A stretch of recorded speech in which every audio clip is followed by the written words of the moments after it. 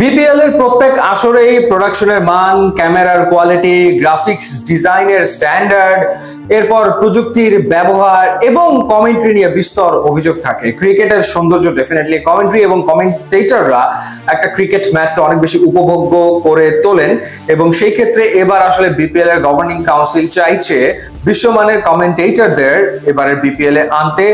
সেই কারণে তারা পাকিস্তানের দুজন লিজেন্ড ক্রিকেটার এবং বর্তমান সময়ে যারা কমেন্ট্রি করছেন রমিজ রাজা এবং ওয়াকার ইউনুস দুজনকেই বিপিএল এ নিয়ে আসছেন।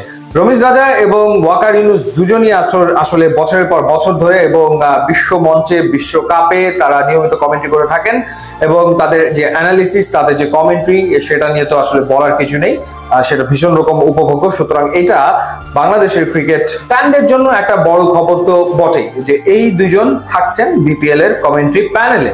নোয়াখালী এক্সপ্রেস তারা আসলে আরো একটা চমক নিয়ে হাজির হয়েছে। তারা এর আগে ডিরেক্ট সাইনিং এর মাধ্যমে দলভুক্ত করেছিল মোহাম্মদ নবীকে এবং মোহাম্মদ নবী পুরোটা সিজনেই থাকবেন এমনটাই শোনা যাচ্ছে। এবার আরো একজন ইয়াং পাকিস্তানি টপ অর্ডার ব্যাটারকে তারা দলভুক্ত করেছে, মাস সাদাকাত। এই নামটার সাথে আসলে বাংলাদেশের ক্রিকেট ভক্তরা এরই ভেতরে পরিচিত হয়ে গেছে।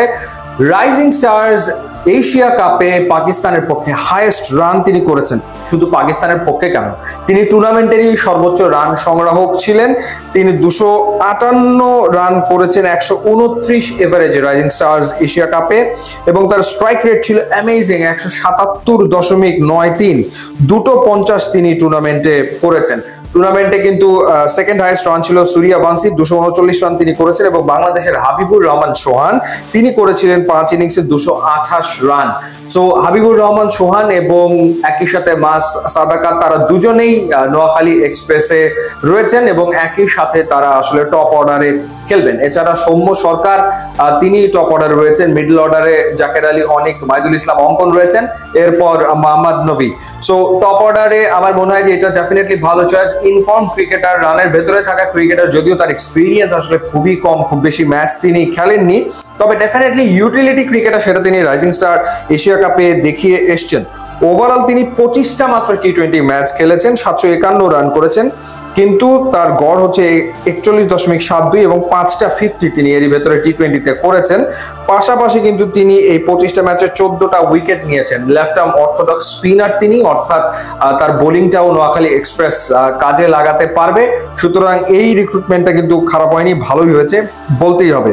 বলছিলাম যে রাইজিং স্টার্স এশিয়া কাপে তিনি দারুণ পারফর্ম করেছিলেন। তিনি ওমানের বিপক্ষে 96 রানে অপরাজিত ছিলেন, ইন্ডিয়া এ টিমের বিপক্ষে 79 রানে অপরাজিত ছিলেন। সেই ইনিংসটা আসলে সবার দৃষ্টি কেড়েছিল। এরপর সংযুক্ত আরব আমিরাতের বিপক্ষেও তিনি 37 রানে অপরাজিত ছিলেন।